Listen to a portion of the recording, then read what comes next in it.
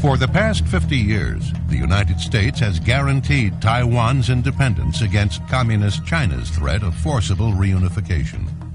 In March 1996, Taiwan, or the Republic of China, was preparing for a national ritual that the People's Republic of China despises. The ritual is called elections. When Taiwan's elections proceeded on schedule, the People's Liberation Army launched several of its intermediate-range ballistic missiles by firing them into the Pacific just off the north and south ends of the island. Clinton then sent battle groups from the 7th Fleet, including its two largest aircraft carriers, the Independence and the Nimitz, into the Taiwan Straits. This time, Clinton did the right thing. After this incident, two things happened.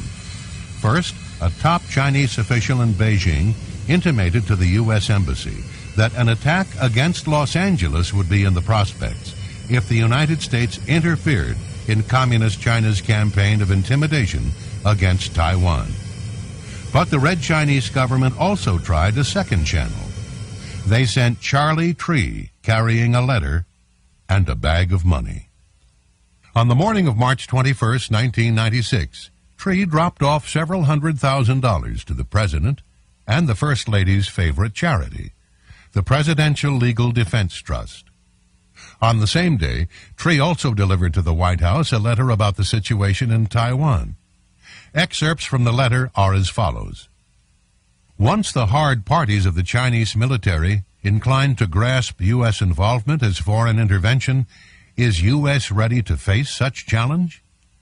It is highly possible for China to launch real war. I hope the President will carefully consider these issues and make the decisions that are beneficial to the U.S., China, and Taiwan altogether. President Clinton's reply letter read, "The redeployment of the Independence and the Nimitz was intended as a signal to both Taiwan and the PRC that the United States was concerned about maintaining stability in the Taiwan Strait region. It was not intended as a threat to the PRC." This letter was a complete sellout of Taiwan.